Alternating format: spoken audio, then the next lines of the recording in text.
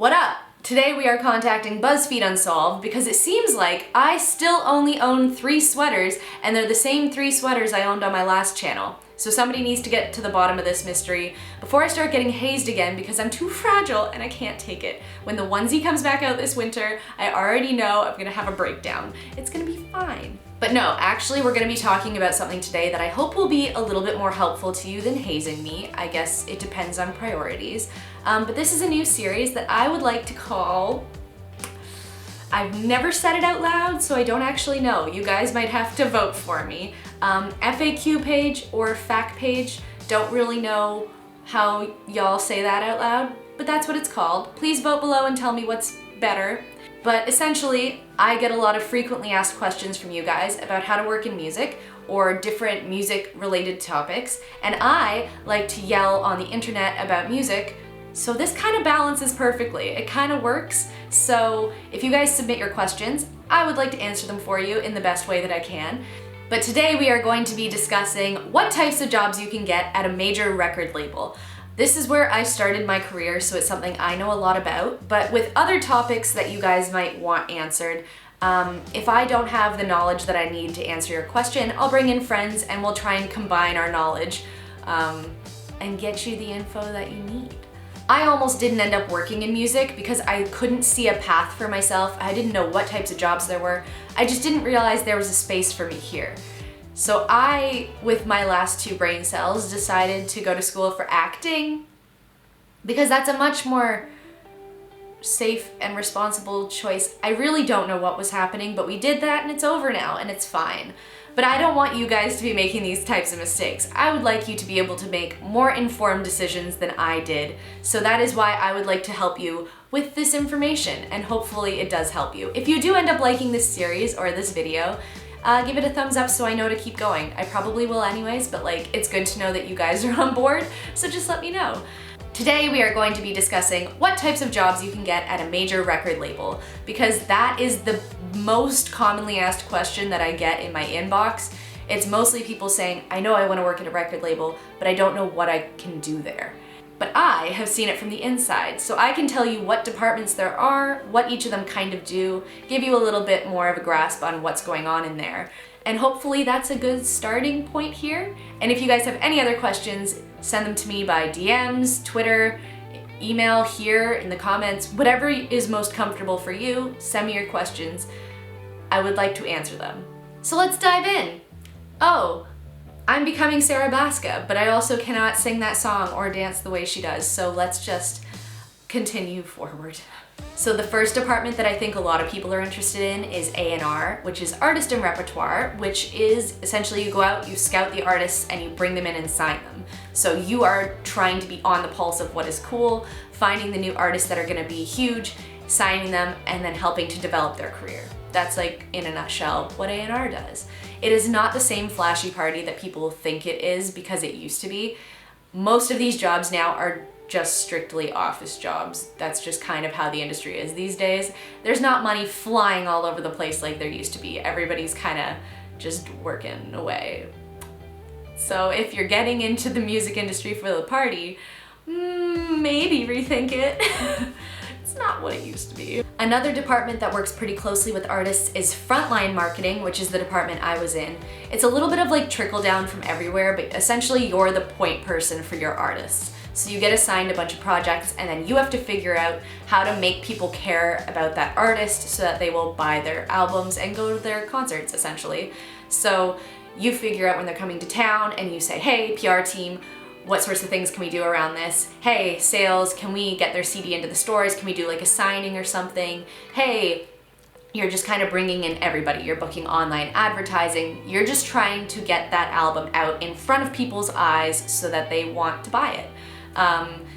And then you go to the shows and you meet the artist and you schmooze and you're like, hi managers, everything is so great, isn't it? And you do the whole thing. I was really great at that because I worked for Halsey and I went up to Anthony Lee and was like, hey, I listened to Action Item and I watched the blood drain out of his face and we will never do that again. Oops. There are also 3 other types of marketing departments, at least where I was working. There's catalog marketing, which relies on bringing attention back to old releases. So for instance, Bohemian Rhapsody just came out, so the label is probably saying, hey, Queen, you like Queen? Here's all of their old albums. Maybe they put together like a box set of their vinyl. Maybe they put together like a deal on iTunes to get their albums for a discount. But they're the ones that are working on remarketing old albums. There's also digital marketing, which focuses more on online types of media. I'm assuming that's probably going to merge with frontline marketing eventually, just because it's becoming more intertwined. There's also interactive marketing, which works on like video content and social media and that sort of thing. I know digital marketing sounds like it would be similar to that. Maybe they're all gonna merge. I really don't know. They all kind of do things that work together. If you're more interested in working with like media partners, like TV stations, radio stations, blogs, you could work in PR and you connect the artists with them to do interviews or different types of content pieces. I always thought that would be really interesting to do, but it's not something I've ever delved into, but I kind of see it from the other side because PR companies sometimes contact me as a blogger. So I kind of see it from that perspective as well, and it's kind of fun stuff. I think it's getting more interesting as influencer marketing is taking off. I want to see more artists do interviews with like YouTubers as opposed to like traditional media outlets, just because I feel like it would be really entertaining and something different from the usual. But that's PR. PR is PR. I think everybody has an idea of what publicity is.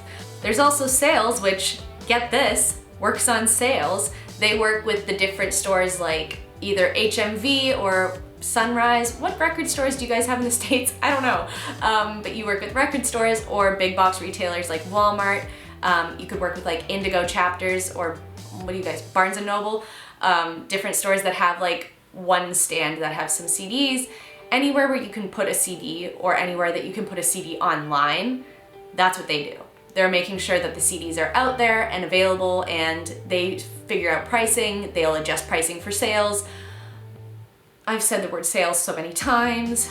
Something else that I think is becoming even bigger in our current climate is brand partnerships, because you see that a lot more with influencers as well. So I feel like artists are starting to see the opportunity for them, even if they're a smaller artist, the opportunity to work with a smaller brand. But you're essentially just setting up different partnerships either for events, so you're getting like sponsors for some sort of artist event or an industry thing, or you're specifically setting up an artist with a brand for them to work together. Another department I find fascinating is sync licensing. So essentially what they do is they will find songs from the label and pitch them to be in TV commercials. Specifically, my brain goes to car commercials, but I always remember being shown a trailer for Assassin's Creed when they used Lord's Everybody Wants to Rule the World, and I like cried in the meeting because I was like, this is the most perfect, it was so beautiful. But they find songs and they match them up with different types of advertisements or TV shows if you need a sync for like Gossip Girl. They're doing stuff like that. There's also more traditional jobs like finance and accounting, or there's a department called like physical and digital operations, and what they do is they take all of the album information and put it into the back end of the system so that when you go to like iTunes or Spotify or Apple Music, it shows you the proper track listing and the album artwork and the songwriters and the producers and all of that information properly. And they make sure it goes up on time. It is a thankless job, but they do a great job of it. And you know they do a great job of it because you don't know anything about it. Because you would only find out what they were doing if they did it wrong. Because everything goes off without a hitch because they are perfect angels. Other traditional types of jobs, they have things like human resources and business development. I don't know a ton about those. I just know they're there and they do a great job. So if you're interested in those types of things, that's a thing. At the label I was at, they had a merch company that they owned them, so they worked there too, but I don't know if it was specifically like part of the label, but I do assume that some places actually do their own merch. So there's merch or graphic design or any type of designing things. Obviously I've been filming for too long and my brain is starting to melt. However, I'm trying to be helpful and I'm sorry. But yeah, there's also B2B, which is setting up online stores and dealing with merch fulfillment and that sort of thing, which I guess as things go more digital, more of these jobs come up, which is kind of cool. But also I'm assuming kind of alarming for people that work in the more old-timey parts of the industry. It's like, oh, my job's gonna be obsolete. It's like any industry. It's like everything. Life is agony. And I think the final thing on my list is distributed labels. So at some of the major labels, they will distribute for smaller labels. A lot of them are off in their own offices, but they will sell their records through the major labels so that they get distributed to Walmart, Chapters Indigo, HMV, all of those places. But sometimes the labels actually put their marketing and everything onto the major label as well. So they have a team there that deals with everything for those labels, for specific artists. So either they will take on the whole label's roster or they will take on specific artists, it really depends. But they essentially do the same jobs as the other departments, but they do it for a different label.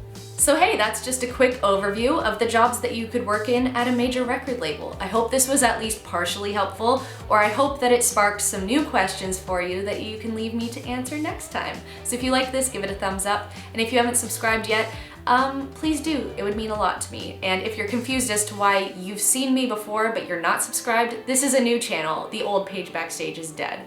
So join me here. It's gonna be a fun ride, and thank you for joining me today. I will see you guys next time, hopefully with some more helpful information and my brain not turning to mush. So I will see you then.